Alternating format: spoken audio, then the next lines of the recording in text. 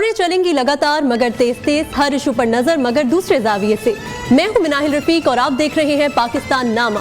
बात होगी पाकिस्तान के अवाम की, हम पहुंचाएंगे आपकी आवाज इक्तदार के ऐवान तक। मसाइल की बात होगी, जुर्म दास्तान और शहर शहर गांव गांव का अहवाल भी आपको बताएंगे। खेल के मैदान में क्या कुछ हो रहा है और मौसम का हाल बताने वाले क्या कहते हैं, नाजरीन ये भी आपको बताएंगे। Welcome back. शामिल करेंगे आज की टॉप स्टोरी। कौमी असम्बली के नौमुंतखब अरकान ने हल्फ उठा लिया है। स्पीकर राजा परवेज अशरफ ने हल्फ लिया। पॉइंट ऑफ ऑर्डर के दौरान सुन्नी इत्तेहाद काउंसिल के अरकान का ऐवान में शोर शराबा, वोट चोर के नारे लगाए, ऐवान मछली मंडी बना रहा। जमशेद दस्ती ने ख्वाजा आसिफ को जूता दिखाया और रहनुमा नून लीग ने ऐवान में घड़ी लहरा दी। शोर शराबा बढ़ा तो स्पीकर ने इजलास कल सुबह 10 बजे तक मुलतवी कर दिया। कल ऐवान के नए स्पीकर और डिप्टी स्पीकर का इंतखाब किया जाएगा।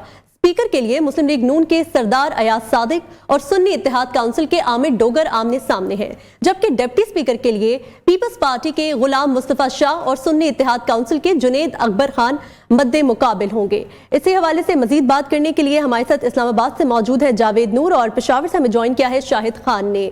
जावेद, आपकी जानिब बढ़ूंगी, बताएगा क्या सूरत हाल है इस वक्त? नौमुंतखब अरकान ने आज हल्फ उठा लिया है। जी, खुदा करके वो वक्त आन पहुंचा जब कौमी असम्बली का इजलास हुआ और आज इस इजलास का बड़े दिनों से इंतज़ार किया जा रहा था। आज के इजलास में जो ज़ाहिर के सबसे अहम जो कार्रवाई थी वो नौमुंतखब अरकान की जानिब से हलफ उठाना था। तो आज ये कार्रवाई हुई, लेकिन हमने देखा कि इससे कबल के इजलास शुरू होता, इजलास आज सवा घंटे ताख़ीर से शुरू हुआ। इजलास से पहले पाकिस्तान तहरीक इंसाफ के आज़ाद अरकान जिन्होंने अब सुन्नी तहरीक में शमूलियत इख्तियार की है, उनकी जानिब से एहतजाज किया गया और बानी भाई की बड़ी बड़ी तस्वीर जो हैं वो उन्होंने उठा रखी थी और कतबे जो है उठा रखे थे और स्पीकर डाइस के सामने इजलास शुरू होने से पहले भी एहतजाज किया। और हमने देखा कि जब नवाज शरीफ आए तो उसके बाद भी उन्होंने एहतजाज किया और यह एहतजाज उस वक्त थमा जब स्पीकर ने कहा कि अरकान जो है हलफ उठा और उन्होंने हलफ लेना जो है वो शुरू कर दिया। आज इजलास में बार बार जो है हमने देखा कि दोनों यानी एक जानिब पीपल्स पार्टी और मुस्लिम लीग के जो नौमुंतखब अरकान है एक जानिब थे और दूसरी जानिब जो है सुन्नी इत्तेहाद कौंसिल लके अरकान थे। एहतजाज होता रहा, एक दूसरे पर इल्ज़ामात लगाए जाते रहे और इसके दौरान ही तमाम अरकान जो है अपनी बारी पर अपने नाम के आगे दस्तखत करते रहे और इस तरह हलफ का ये मरहला जो है मुकम्मल हुआ। और उसके बाद फिर दूसरा मरहला स्पीकर के लिए कागजात नामजदगी जमा करने का था और जो फार्मूला हमारे सामने आया था तो उसके मुताबिक आज स्पीकर के लिए मुस्लिम लीग नवाज़ की जानिब से कागजात दाखिल किए गए। सरदार अयाज सादिक जो पहले भी कौमी असम्बली के स्पीकर रह चुके हैं, उन्होंने अपने कागजात जमा, जबकि डिप्टी स्पीकर के लिए पाकिस्तान पीपल्स पार्टी के उम्मीदवार गुलाम मुस्तफा शाह थे। इसके अलावा सुन्नी इत्तेहाद काउंसिल की जानिब से स्पीकर के लिए मलिक आमिर डोगर और डिप्टी स्पीकर के लिए जुनेद अकबर खान जो है उन्होंने कागजात जमा कराए। तो ये कागजात जो हैं मजीद उम्मीदवार भी जमा करा सकते हैं, लेकिन इस वक्त ये लगता है कि 1-to-1 मुकाबला होगा और कल सबसे पहले स्पीकर का इंतखाब होगा। कल जुमा है और सुबह जो है वो इजलास बुलाया गया है और उसके बाद फिर जब नौमुंतखब स्पीकर आ जाएंगे और वो से हलफ राजा परवेज अशरफ लेंगे और वो सुबुकदोश हो जाएंगे तो उसके बाद फिर नए स्पीकर जो है आएंगे और वो फिर मनसब संभालेंगे, कुर्सी संभालेंगे और उसके बाद फिर डिप्टी स्पीकर का इंतखाब होगा और फिर वो संभालेंगे अपनी नशिस्त। कल जो है इसके बाद जो मौजूदा स्पीकर हैं राजा परवेज अशरफ वो भी खिताब करेंगे और इसके अलावा जो स्पीकर मुंतखब हो जाएंगे वो भी और जो शिकस्त खुर्दा होंगे वो तमाम खिताब करेंगे और पार्टी रहनुमाओं को भी कल जो ऐवान में मौजूद हैं उन्हें भी खिताब की जो है कल दावत दी जाएगी। तो ये मरहला तय होगा और उसके बाद फिर कायदे ऐवान के इंतखाब का मरहला है। तो आज हमने देखा कि ये मराहिल तय हुए और क्योंकि सबसे अहम एजेंडा आज हलफ बर्दारी था, क्योंकि कोई भी रुकन जो है उस वक्त तक रुकन जो है वो तस्वर नहीं होगा जब तक वो अपने ओहदे का जो है हलफ नहीं उठा लेता, बतौर रुकन कौमी असम्बली हलफ नहीं उठा लेता। तो आज हलफ उठाया गया और कल भी जब इजलास शुरू होगा तो सबसे पहले जो अरकान रह गए उनसे हलफ लिया जाएगा और उसके बाद फिर स्पीकर और डिप्टी स्पीकर के इंतखाब के मराहिल होंगे। तो ये मरहला जो है अब तय होने जा रहा है और हमने आज देखा कि आज दो शख्सियात ने जो है खिताब किया। सबसे पहला जो खिताब है वो खिताब किया बैरिस्टर गौहर ने और उन्होंने ये कहा कि उनसे इंतखाबात में नाइंसाफ़ी हुई, उन्हें लेवल प्लेइंग फील्ड फराहम नहीं की गई और उन्होंने ये भी इल्ज़ाम लगाया कि चूँकि इस वक्त ख़वातीन की मखसूस नशिस्तें और गैर मुसल्मनों की नशिस्तें जो हैं उन पर मामला ज़ेर इल्तवा है और जो नशिस्तें जो हैं उन्हें मिलनी चाहिए थी बकौल उनके, इस पर अब तक फैसला नहीं हो सका। तो ऐवान नामुकम्मल है और जब तक ऐवान नामुकम्मल है तो स्पीकर का डिप्टी स्पीकर का इंतखाब नहीं होना चाहिए। जबकि इसके जवाब में ख्वाजा आसिफ जो है तकरीर करने उठे तो सुन्नी इत्तेहाद कौंसिल की जानिब से शोर शराबा किया और जमशेद दस्ती ने इस मौके पर जो है जूता उतार कर दिखाया। तो ख्वाजा आसिफ भी पीछे नहीं रहे और उन्होंने कहा कि बानी पीटीआई के हवाले से कहा कि उन पर जो इल्ज़ामात हैं और वो क्यों इस तरह की बातें जो है कर रहे हैं और क्यों आज अरकान एहतजाज कर रहे हैं। तो उन्होंने अपनी कलाई से दस्ती घड़ी उतारी और वो घड़ी जो है लहराई और हमने देखा कि दोनों जानिब से आज जो है वो एक दूसरे पर इल्ज़ामात लगाए गए। और हमने एक और चीज़ भी देखी कि आज पीपल्स पार्टी ने अपने कायदीन की तस्वीर उठा रखी थी। आज मुस्लिम लीग नवाज़ के जो मुंतखब अरकान हैं उन्होंने अपने कायदीन की तस्वीर उठा रखी थी और सुन्नी इत्तेहाद कौंसिल ने बानी पीटीआई की तस्वीर उठा रखी थी। तो जो भी हलफ उठा के आ रहा था अपने नाम के आगे दस्तखत करने तो उन्होंने तस्वीर उठा रखी थी और शोर शराबा मुसलसल होता रहा, एक दूसरे पे इल्ज़ामात लगाने का सिलसिला जारी रहा, एहतजाज जारी रहा और स्पीकर बार बार ये समझाते रहे कि इस ऐवान को जो है इसमें सबका एहतराम किया जाए, ये पूरे पाकिस्तान का ऐवान है, एक दूसरे को सुना जाए, बर्दाश्त पैदा की जाए और एक शख्स जब बात कर ले उसकी बात को गौर से सुना जाए और फिर दूसरे शख्स को इजाज़त हो जब बात करने की तो वो अपनी बारी पर इंतज़ार करे और बाकी उसकी बात को सुने और जब अपनी बारी हो तो उसकी बात से इख्तिलाफ़ करें, एहतजाज करें, लेकिन कानून के दायरे में, अखलाक के दायरे में। लेकिन हमने देखा कि इस पर किसी ने कान नहीं धरे। कानून के दायरे में और अखलाक के दायरे में रहते हुए ही बात की जाए, चाहे वो असेंबली हो चाहे वो और कोई जगह हो। जावेद आप साथ ही रहेगा। शाहिद आपकी जानिब बढ़ूंगी, ये बताएगा कि आज खैबर पख्तूनख्वा असेंबली का इजलास का दूसरा रोज था और आज भी शोर शराबा होता रहा, वजीर आला का इंतखाब कब होगा? खैबर पख्तूनख्वा असेंबली का इजलास आज हुआ और कल की तरह आज भी काफ़ी शोर और शराबा जो है वो असेंबली में हुआ, हल्लड़बाजी भी हुई। पाकिस्तान जो मुस्लिम लीग नून की रुकनी असेंबली थी है सुबिया शाहिद, उनके ख़िलाफ़ जो है नाराबाजी की गई और जब वो स्पीकर के इंतखाब के लिए वोट डालने आई तब भी जो है वो पीटीआई के जो कारकुनान थे उनकी जानिब से नाज़ेब अल्फाज जो है वो कसे गए, नारेबाजी भी की गई। इसके साथ साथ जो PTIP के जो अरकान असेंबली 2 है जब वो वोट कास्ट करने के लिए जा रहे थे तो उनके खिलाफ भी नाराबाजी शदीद हो रही थी। तो पूरा दिन जो है वो कल की तरह आज भी हल्लड़बाजी और नाराबाजी का सिलसिला जारी रहा। लेकिन इस दौरान जो है स्पीकर मुश्ताक गनी ने आज के इजलास में पहले स्पीकर का इंतखाब किया। स्पीकर के इंतखाब के लिए जब वोट डाले गए तो जो पाकिस्तान तहरीक इंसाफ के यानी कि हिमायत याफ्ता जो सुन्नी इत्तेहाद कौंसिल के नामजद डिप्टी स्पीकर हैं वो मुंतखब करार पाए हैं और इसके साथ साथ डिप्टी स्पीकर जो है खातून, दूसरी खातून है खैबर पख्तूनख्वा असेंबली की तारीख में कि दूसरी खातून जो है वो डिप्टी स्पीकर के ओहदे पर जो है वो मुंतखब हुई है। तो स्पीकर और डिप्टी स्पीकर का आज इंतखाब हो गया है। वज़ीर आला के ओहदे के लिए आज कागजात नामजदगी जो है वो जमा कराई गई है, टाइम भी ख़त्म हो चुका है। अभी 2 उम्मीदवार जो है वो आमने सामने हैं। जो सुन्नी इत्तेहाद कौंसिल के हिमायत याफ्ता अली अमीन गंडापुर जो कि अभी भी आज़ाद हैसियत से वज़ीर आला का इलेक्शन जो है वो कल इंतखाबात होंगे, जो सुन्नी इत्तेहाद कौंसिल ने उनको नामजद किया है अली अमीन गंडापुर, और उसके मुकाबले में जो मुखालिफ जमातें हैं जिनमें JUI शामिल नहीं है, मुस्लिम लीग नून, Pakistan people party, Pakistan Tehreek Insaf parliamentarian और अवामी नेशनल पार्टी के जो नुमाइंदे जो हिमायतियात नुमाइंदे हैं वो डॉक्टर हशाम इनामुल्लाह है जो कि वज़ीर आला का इंतखाब जो है वो लड़ेंगे। तो कल दो उम्मीदवार जो है आमने सामने होंगे वज़ीर आला शिप के लिए। तो उनके जो कल स्पीकर जो नो मुंतखब स्पीकर हैं वो असेंबली का इजलास की सदारत करेंगे और कल बाकायदा तौर पर तरीक़ाकार जो है वो आज समझा दी गई है कि मेंबरान जो है वो बारी बारी अपने हक़ राय दही इस्तेमाल करेंगे और वज़ीर आला का जो इंतखाब है वो कल हो जाएगा। तो इस वक्त ईवान जो है वो तकरीबन 118 अरकान पर मुश्तमिल है क्योंकि कल 116 अरकान ने हल्फ लिया था, 2 रह गए थे जिन 2 अरकान का। ठीक है शाहिद खान, बहुत शुक्रिया आपका। जावेद नूर हमें इस्लामाबाद से अपडेट कर रहे थे, आपका भी बहुत शुक्रिया।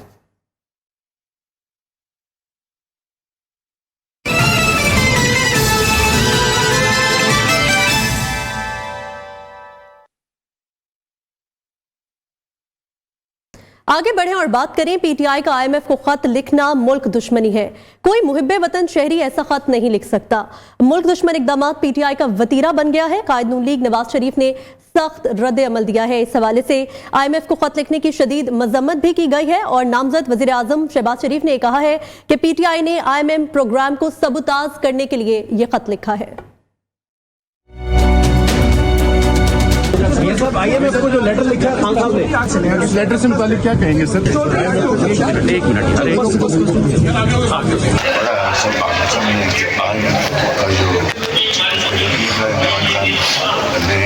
पाकिस्तान के जो फंड्स हैं जो उनसे नया प्रोग्राम करने जा रहे हैं उसको ना किया जाए, इलेक्शन का पॉलिट करवाया जाए, साइफर के बाद एक और पॉलिट डिस्प्ले कर सकते हैं। इसके बाद किसी को कोई रियाजी नहीं चाहते हैं। उन्होंने खासदा पाकिस्तान मुकम्मल तबाही का शिकार हो गया। अफसोसनाक उनका दाम है जिसकी भी हुकूमत की रहूँगा कोई पाकिस्तानी चाहे उसके अभी वो मुल्क के लिए दुआ नहीं करता। पाकिस्तानी अवाम ने नई हुकूमत से कुछ उम्मीदें लगाई हैं। क्या कहते हैं अवाम, आइए आपको दिखाते हैं।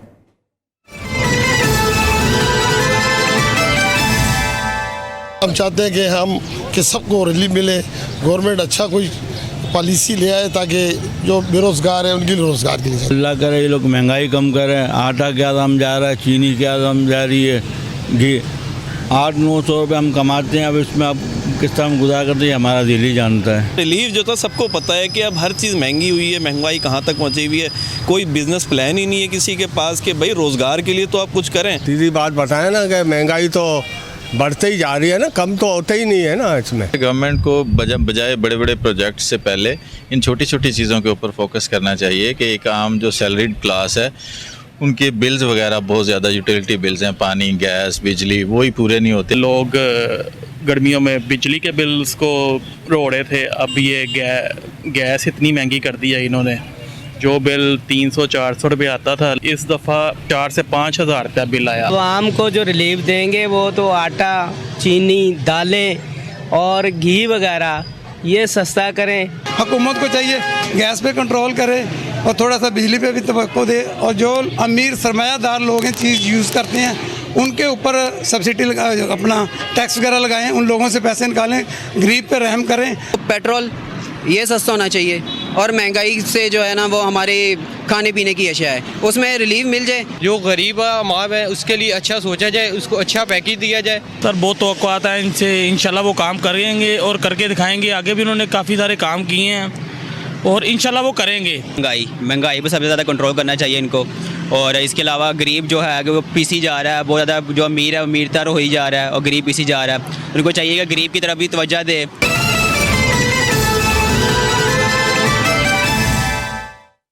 जुर्म दास्तान में आपको बताएं, लाहौर में मुहाफिज ही अगवाकार बन गए। जराइम के सद्देबाब के लिए बनाए गए ऑर्गेनाइज्ड क्राइम यूनिट के एहलकार अगवा के वारदातों में मुलव्वस निकले। पुलिस अफसरों और एहलकारों ने हंजरवाल से 2 अफराद को अगवा किया, लाखों रुपए नकदी और गाड़ियां कब्जे में ले ली। पुलिस एहलकारों ने मुतासरा अफराद को जान से मारने की धमकियां दी। पुलिस अफसरान पेटी भाइयों को बचाने के लिए मुतहरिक रहे। अदालत के हुक्म पर मुलव्वस पुलिस एहलकारों के खिलाफ मुकदमा दर्ज कर लिया गया। DSP ऑर्गेनाइज्ड क्राइम यूनिट चूंक पुलिस टीम पर मुकदमा दर्ज किया गया है। इस वक्त हमारे नुमाइंदे हमाद असलम DIG इन्वेस्टिगेशन लाहौर इमरान किश्वर के साथ मौजूद हैं, उनसे मजीद बात करते हैं। जी हमाद। जी बिल्कुल, CIA पुलिस अगवा बराए तवान में मुलविस निकली है। चूंकि इलाके से 2 ताजरों को उठाया जाता है और उनको हफ्ते बेजा में रखने के बाद लाखों रुपए बटोरे जाते हैं। इस मामले के पीछे हकाइक क्या है, क्यों अगवाकार मुलविस में CIA पुलिस मुलविस पाई गई है और कितने पुलिस मुलाजमीन हैं जो इस अगवा बराए तवान में मुलविस है और लाखों रुपए भत्ता मांगने में भी पेश रहे। तकरीबन 6 लाख रुपए वसूल किया और 10 लाख रुपए का मुतालबा किया गया और इससे पहले 1 करोड़ 10 लाख रुपए का मुतालबा किया जा रहा था। इस सारे मामले के पीछे हकाइक हैं वो जानने के लिए DIG इन्वेस्टिगेशन इमरान किश्वर हमारे साथ हैं, उनसे जानते हैं वो इस मामले की तहकीकात भी कर रहे हैं। सर, CIA पुलिस अगवा बराए तवान में मुलविस निकली है, जब पुलिस ही क्रिमिनल बन जाएगी तो शहरी कैसे आप खुद को महफूज तस्वुर कर सकेंगे? देखिए, हमारी एक इंटरनल अकाउंटेबिलिटी का ये सबूत है कि हमने अपने जो पुलिस ऑफिसर्स थे उन पे FIR रजिस्टर की और उसकी एक फेयर इन्वेस्टिगेशन स्टार्ट की। नंबर 1, उसकी जो हकायक हैं वो थोड़े से डिफरेंट हैं। ये मुल्ज़मान ताजरान नहीं थे, ये बल्कि जिनको अरेस्ट किया गया ये एक चोरी की संगीन वारदात में मुलव्वस थे। उसमें जो कोताहियाँ डिपार्टमेंटल हुई उस पर हम इंटरनल अकाउंटेबिलिटी कर रहे हैं और उसी सिलसिले में हमने ये पर्चा दर्ज किया जो कि थाना चूंक में दर्ज हुआ था और अब इसकी तफ्तीश जो है वो चूँकि वहाँ पे चूंक की जुरिस्डिक्शन नहीं बनती थी तो थाना हंजरवाल में इसका पर्चा दर्ज किया गया। ये 1,70,00,000 की वारदात हुई थी जिसमें ये मुल्ज़मान गिरफ्तार किए गए और इनसे रिकवरी भी हुई, लेकिन चूँकि एक इलीगल डिटेंशन का केस डेवलप हो गया तो उसकी वजह से ये FIR दर्ज हुई विच इज़ अंडर इन्वेस्टिगेशन और इसके कंप्लीट हकायक हम आपको इन्वेस्टिगेशन के बाद बताएंगे। सर, ये जो एक तो चोरी का पर्चा दर्ज हुआ जो जिन पर इल्जाम है कि ये चोरी के मुकदमे में थे, फिर बाद में इनको 392 में भी डाल दिया गया और खुद ही पुलिस ने उनको बतौर गवाह भी तस्लीम कर लिया। मुकदमे में काफी पेचीदगियां भी हैं और फिर ऑर्गेनाइज्ड क्राइम यूनिट के एक नहीं दो नहीं तकरीबन 5 से शायद ऐसे एहलकार हैं, अफसरान भी हैं, ASI भी है, सब इंस्पेक्टर भी हैं, उनके खिलाफ आपने मुकदमा किन दफात के तहत दर्ज किया? ये 365 में और हमने अगवा वगैरह की ऑफेंसेस लगाए और 155C 186 वगैरह ये हमने ऐड किए हुए हैं और इस पे कंप्लीट इन्वेस्टिगेशन कर रहे हैं। ये जो एस्पेक्ट्स आप बता रहे हैं इनको हम इंटेरोगेट करके इन्वेस्टिगेट करके जो भी अनर्थ होगा 100% हम इसको इन मेरिट पे इंश्योर करेंगे, फाइनल करेंगे। जी बिल्कुल, DIG इन्वेस्टिगेशन इमरान किशोर का कहना है कि मेरिट पर इंश्योर किया जाएगा। जो ऑर्गेनाइज्ड क्राइम यूनिट का एहलकार और अफसर मुलविस पाया गया अगवा बरैतवान के केस में उसके खिलाफ महकमाना कार्रवाई के साथ साथ मुकदमे का इंदराज भी अमल में लाया जा रहा है। जी हमाद, बहुत शुक्रिया आपका। यहाँ वक्त तो एक ब्रेक का, हमारे साथ रहिए।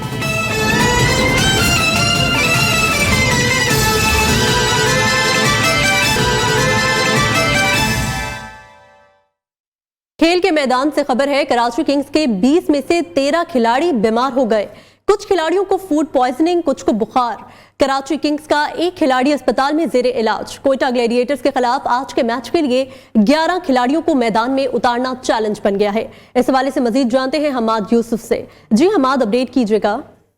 जी मनाहिल, PSL सीजन 9 के सनसनीखेज मुकाबले जारी है और आज कराची किंग्स और कोयटा ग्लैडिएटर्स का मुकाबला है, जबकि बताया जा रहा है जराये की जानिब से कराची किंग्स से 20 में से 13 खिलाड़ी जो है वो बीमार हो गए हैं। पेट के दर्द की उन्हें शिकायत आई है, जिसमें से जो है एक खिलाड़ी की शदीद तबीयत खराब हुई थी जिसके बाद उसे अस्पताल मुंतकिल किया है। जो बताया जा रहा है कोयटा ग्लैडिएटर्स के खिलाफ जब कराची जो आज मैच खेलने जा रही है उसमें जो है पूरी टीम को 11 के 11 खिलाड़ी को उतारना चैलेंज बन गया है। जबकि कल गुज़िश्ता रोज जो मैच हुआ था कराची किंग्स और इस्लामाबाद यूनाइटेड का, उसमें भी 3 खिलाड़ी जो है वो ड्रॉप किए गए थे, जिसमें 2 खिलाड़ी को जो है वो पेट के दर्द की शिकायत थी। इस वक्त जो है बताया जा रहा है कि 13 में से कुछ ऐसे खिलाड़ी हैं जो गैर मुल्की हैं जिनकी जो है वो तबीयत नासाज है। इस वक्त जो है तमाम खिलाड़ियों को जो है वो तिब्बी इमदाद दी गई है। अब देखना ये है कि आज जो 7 बजे मैच होगा उसमें जो है कौन कौन से खिलाड़ी जो है वो खेलेंगे। जी ठीक है अमाद, बहुत शुक्रिया आपका। नेपरा की हिदायत नजरअंदाज, लेस्को में बिलिंग बर वक्त ना हो सकी। रवा माह की लेस्को में बैजेस की रीडिंग शेड्यूल के मुताबिक नहीं हुई। लेस्को रीजन में तमाम बैजेस की रीडिंग ताखीर का शिकार। लेस्को रीजन के मुख्तलिफ सर्कल्स में बैच 44, 15, 14 और 46 की ताहाल रीडिंग ना हो सकी। लेस्को इंतजामिया अपने जारी करदा शेड्यूल पर भी अमल दरामद नहीं कर सकी है। नेपरा की हिदायत नजरअंदाज कर दी गई है। लेस्को में बिलिंग बर वक्त नहीं हो सकी। रवा माह भी लेस्को में बैजेस की रीडिंग शेड्यूल के मुताबिक नहीं हुई। लेस्को रीजन में तमाम बैजेस की रीडिंग ताखीर का शिकार। लेस्को रीजन के मुख्तलिफ सर्कल्स बैच 44, 15, 14 और 46 की ताहाल रीडिंग नहीं हो सकी है। इस हवाले से मजीद तफसीलात जान लेते हैं अदनान अजीज से। जी अदनान, अपडेट कीजिएगा। जी बिल्कुल, लेस्को इंतजामिया ने अपने जारी करदा शेड्यूल पर भी अमल दरामद ना करवा सकी, क्योंकि लेस्को शेड्यूल के मुताबिक बैच 14 की जो रीडिंग है वो 21 फरवरी और 15 की 22 फरवरी को होना थी।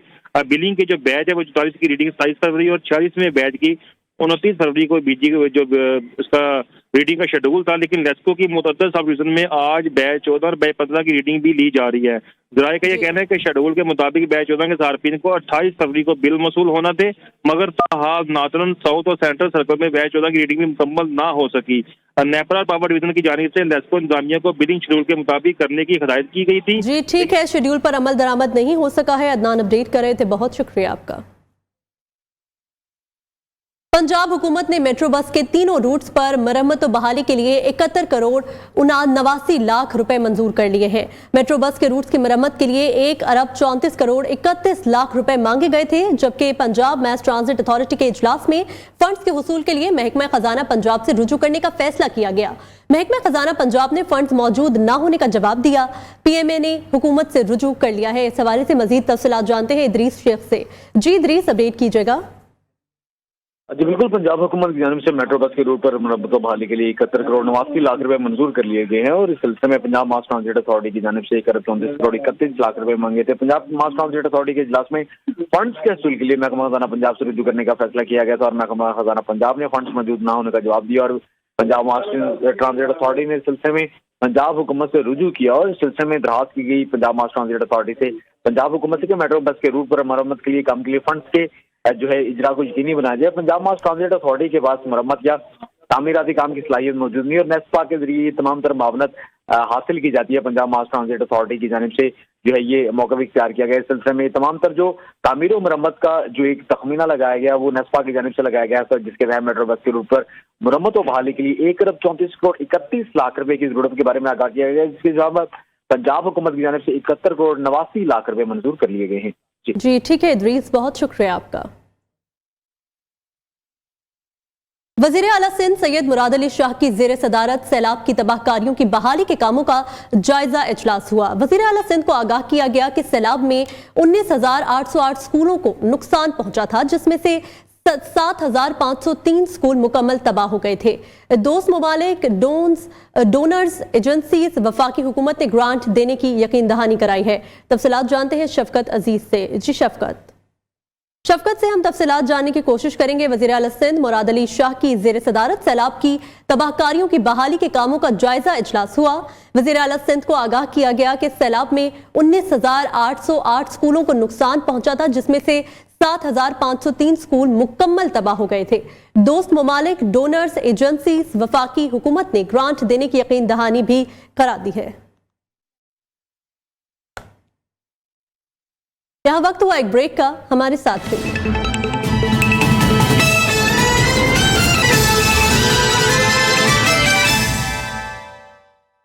Welcome back. मौसम का हाल शामिल करें। बलूचिस्तान भर में बारिश के बायस इमरजेंसी नाफिज कर दी गई है। सेक्रेटरी बल्दियात के मुताबिक इमरजेंसी हालिया बारिशों के पेश नजर लगाई गई है।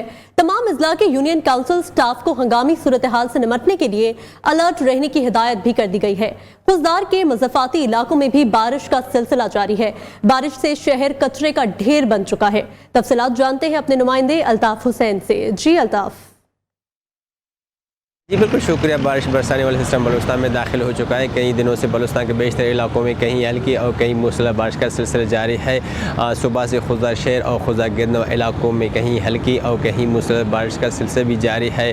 अगर मैं PDMA की बात करूँ तो PDMA की जानिब से बलूचिस्तान के बेशतर इलाकों में हाई अलर्ट जारी किया है, जो कि जब मैंने खुदा डिप्टी कमिश्नर से बात की, उनका कहना था कि PDMA की जानिब से अलर्ट जारी किया है, जिसमें हमने तमाम तरह हंगामी सूरत से निपटने के लिए तैयारी मुकम्मल कर दी गई है। अगर यहाँ मैं म्युनिसिपल कॉरपोरेशन की बात करूँ तो म्युनिसिपल कॉरपोरेशन के नाहली आवाम के सामने है, जो कि बारिश का पानी रोड पर जमा है। आने और जाने वाले शहरियों को मुश्किलात का सामना करना पड़ रहा है। अगर यहाँ मैं मौसमी मौसमियात की बात करूँ तो मौसमी मौसमियात का कहना है कि बलूचिस्तान के बेशतर इलाकों में ये बारिशों का सिस्टम मज़ीद 1 से 2 दिन रह सकता है। जी अल्ताफ, बहुत शुक्रिया आपका। महकमा मौसमियात की कराची में गर्द चमक के साथ बारिश की पेशगोई।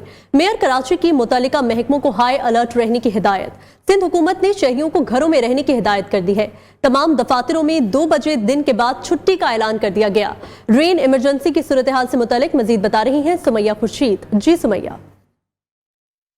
बलूचिस्तान की जानिब से सिंध में जो है वो मगरिबी सिस्टम आ रहा है, जिसके तहत जो है कल से जो है वो कराची में बारिशों की जो है वो पेशन गोई है और 1 मार्च से ये बारिश का जो सिलसिला है वो 2 मार्च तक जो है वो जारी रहेगा। महकमा मौसमियात का कहना है कि इस सिस्टम के तहत जो कल से बारिशें शुरू होंगी तो कहीं हल्की और कहीं तेज़ बारिशें होंगी, जबकि कराची के कई इलाकों में जो है ज़ालाबारी होने के भी इम्कानात हैं। और बारिश के बाद जो कराची का मौसम है वो जो दर्जा हरारत है वो गिर जाएगा, जो कि इम्कान है कि जो है वो 11 से 12 डिग्री सेंटीग्रेड तक गिर सकता है। और इसके साथ साथ अगर हम बात करें जो है वो हिदायत की, तो माहीगीरों को यही हिदायत दी गई है कि वो जब तक ये पेशन गोई है और जब तक इन बारिशों का सिलसिला है, जब तक ये सिस्टम चला नहीं जाता, तब तक जो है माहीगीर वो समंदर का रुख ना करें, समंदर में नहीं जाएं। इसके अलावा जो मेयर कराची हैं उन्होंने भी यही हिदायत जारी की हैं कि कल जो है वो दफातर जो है वो जल्दी बंद कर दिए जाएं। इसके अलावा जो है वो रेन इमरजेंसी के तहत जो है नाले और गटर वगैरह की सफाई का भी हिदायत दी गई हैं। और इसके साथ साथ जो है शहरियों को भी गैर ज़रूरी घरों से बाहर निकलने का मना किया गया है। जो मगरबी सिस्टम बलूचिस्तान के रास्ते सिंध में दाखिल होगा, उसके तहत जो है सिंध भर में बारिशें होंगी और कराची में कल जो है कहीं हल्की कहीं तेज़ बारिश होगी। और इसके साथ साथ आज शाम से ही जो है वो तेज़ हवाएं और आंधी चलने का भी इम्कान है। जी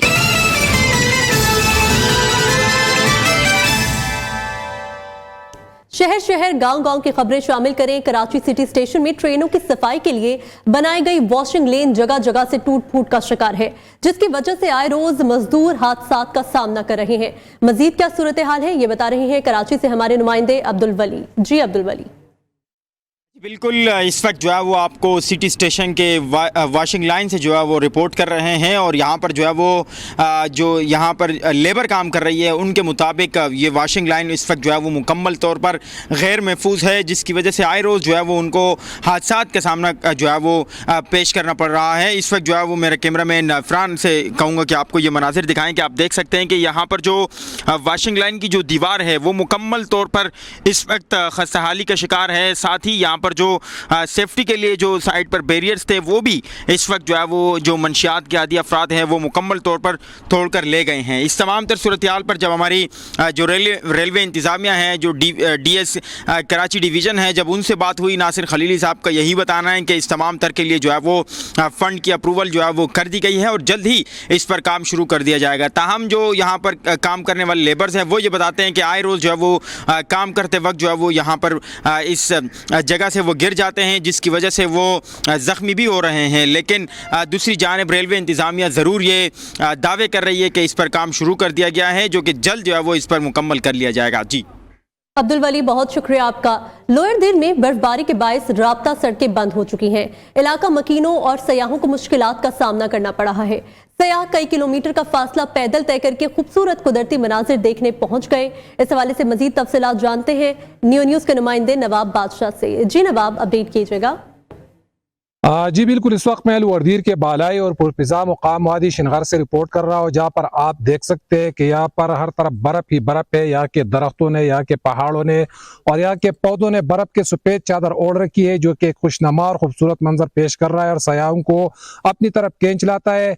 यहाँ पर बर्फबारी की वजह से यहाँ के जो राब्ता सड़क है वो भी बंद हो गई है, जिससे लोगों को अमदरफ्त के साथ साथ अशय खुर्दनूश की वसूली में शदीद मुश्किलात का सामना है। जबकि दूसरी तरफ यहाँ पर सयाहों की भी एक बड़ी तादाद मौजूद है, जो यहाँ के खूबसूरत मनाजिर से खूब लुत्फ उठा रहे हैं, एक दूसरे पर बर्फ के गोले फेंक कर खूब अल्लाह गुल्ला भी कर रहे हैं। अगर बात की जाए लोगों की मुश्किलात की, तो यहाँ पर सर्दी की वजह से लोग गर्म स्वेटर और गर्म कानों के साथ साथ सोखनी लगते और LPG गैस का इस्तेमाल भी ज्यादा शुरू किए हुए हैं। उनकी कीमतों में होशरुबा इजाफा हुआ है, जिससे शहरी जो है वो परेशान है। दूसरी तरफ यहाँ तक आने में सयाहों की को भी मुश्किलात का सामना हो, तो यहाँ पैदल आते हैं और यहाँ मोटरसाइकिलों के जरिए इंतहाई मुश्किल से यहाँ पर पहुंच जाते हैं। अगर बात की जाए आने वाले मौसम की, तो मौसम मौसमियात का कहना है कि इन 24 घंटों के दौरान यहाँ पर मजीद बर्फबारी हो सकती है, जिससे मौसम जो है वो मजीद सर्द होगा। जी नवाब, बहुत शुक्रिया आपका। आगे बढ़े और बात करें सेवन शरीफ में बरस के अजीम सूफी बुजुर्ग हजरत लाल शहबाज कलंदर रहमतुल्लाह अलैह के 772वें उर्स की तकरीबात शुरू हो गई हैं। गवर्नर सिंध कामरान टिसोरी ने इफ्तिताह कर दिया। मुल्क भर से लाखों की तादाद में ज़ायरीन सेवन शरीफ पहुंच गए हैं। तफसीलात जानते हैं अपने नुमाइंदे हैदर अली बलोच से। जी हैदर, आगाह कीजिएगा।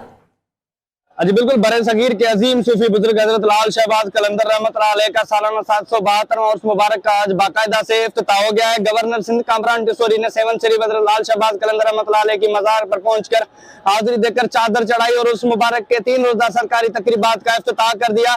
मैं आपको ये भी बताता चलूं कि हजरत लाल शहबाज कलंदर रहमतुल्लाह अलैह के उर्स मुबारक के दौरान सिक्योरिटी इंतहाई हाई प्रूफ कर दी गई है और सेहत के हवाले से Syed Abdullah Shah institute of medical sciences 7 में इमरजेंसी नाफिज कर दी गई है और 500 बेड्स पर मुश्तमिल इमरजेंसी वार्ड भी कायम कर दिया गया है और 20 एम्बुलेंस पर मुश्तमिल टीम शहर भर में गश्त कर रही है और साथ ही 20 मेडिकल कैंप्स भी कायम कर दी गई हैं।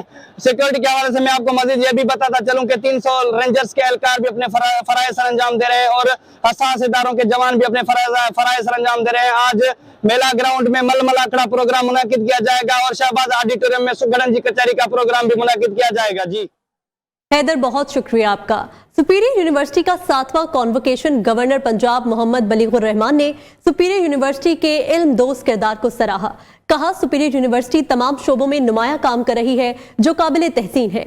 Chairman superior group professor doctor Chaudhary Abdurrahman ने कहा, सियासी और मुआशी मसाइल से घिरा ये मुल्क मजबूत सोच वाले तलबा की बहुत जरूरत है। इसको तफसीलात इस रिपोर्ट में देखिए। सुपीरियर यूनिवर्सिटी का 7वां कॉन्वोकेशन गवर्नर पंजाब बलीगुर रहमान ने खुसूसी शिरकत की। कहते हैं सुपीरियर यूनिवर्सिटी सोसाइटी में मस्बत किरदार अदा कर रही है जो काबिल तहसीन है। नौजवान नस्ल मुल्क का असासा है, सच का दामन न छोड़े। तलबा को किसी भी सियासी ग्रुप के मनफी प्रोपेगेंडे का हिस्सा नहीं बनना चाहिए। सोशल मीडिया पर झूठ और नफरत का प्रचार किया जा रहा है। नौजवान जहरीले प्रोपेगेंडे से खुद को महफूज रखें। आज का दिन कामयाबियों का दिन है, खुशियों का दिन है, मुबारकबादों का दिन है और आप सबके लिए भी ये मुबारक हो, आपके वालिदैन को मुबारक हो, इस यूनिवर्सिटी को मुबारक हो और यकीनन ये दिन पाकिस्तान के लिए और इंसानियत के लिए बेहतरी का दिन है कि आज हम आगे बढ़ रहे हैं। डियर स्टूडेंट्स, आपकी कामयाबी में हम सब की कामयाबी है। For you are the gems और हीरे को जब तक तराशा ना जाए उसकी चमक से दुनिया फ़ायदा नहीं उठा सकती। Chairman superior group professor doctor Chaudhary Abdurrahman का कहना था कि वो मुल्क पीछे नहीं जा सकता जिसके पास नौजवानों की ताकत है। कामयाब तलबा आगे चलकर मुल्क और कौम की बेहतरीन खिदमत कर सकते हैं। सुपीरियर यूनिवर्सिटी दुनिया भर में काबिल जिक्र यूनिवर्सिटी के तौर पर पहचानी जाती है जिस पर फख्र है। वो मुल्क कभी पीछे नहीं जा सकता जिसके पास नौजवानों की ताकत है। ऐसे नौजवानों की ताकत है जिनके पास नई सोच है, जिनके पास नया जज्बा है, जिनके पास मेहनत है, जिनके पास लगन है। आपको वादा करना होगा कि आप अपने वालिदैन के सर फख्र से बुलंद करेंगे। आपको वादा करना होगा कि आप अपने मादरे इल्मी सुपीरियर यूनिवर्सिटी का झंडा और बुलंद करें। अगर हम ये किरदार अपनाते हैं तो दुनिया की कोई ताकत हमें आगे बढ़ने से नहीं रोक सकती। Rector superior university professor doctor Sumera Rahman का कहना था कि सुपीरियर यूनिवर्सिटी नंबर 1 है। ये तलबा और तालिबात को रोजगार के मौके फराहम कर रही है। 3UM प्रोग्राम को अक़वाम मुत्तहिदा ने भी माना है। मेडिकल का शोबा हो या कम्युनिकेशन का, हमने अपना लोहा मनवाया है। That Superior University is not an ordinary university. It is a university which is driven by the vision, mission and the values. Our mission of facilitating superior human being is driving us every day to achieve our number 1 value of student success. Our focus on student success is not only helping us to improve our quality of teaching and learning, but also guiding us to design some innovative solutions to tackle the challenge of student employability. Convocation में तलबा और तालिबात के अलावा वालिदैन की बड़ी तादाद ने भी शिरकत की और फरोगे इल्म में सुपीरियर ग्रुप की काविशों को सराहा। कैमरा टीम के हमरा हाफिज महबूब अली, न्यू न्यूज़। अहम खबर शामिल करेंगे। कौमी असम्बली में वज़ीर आज़म का इंतखाब 3 मार्च को होगा। उम्मीदवार अपने कागजात नामजदगी 2 मार्च दोपहर 2 बजे तक जमा करा सकते हैं। आपको अपडेट करते चलें, कौमी असम्बली में वज़ीर आज़म का इंतखाब 3 मार्च को होगा। उम्मीदवार अपने कागजात नामजदगी 2 मार्च दोपहर 2 बजे तक जमा करा सकते हैं। इसी के साथ पाकिस्तान नामा से फिल वक्त इतना ही। मजीद खबरों और तफसीलात के लिए देखते रहिए न्यू न्यूज़।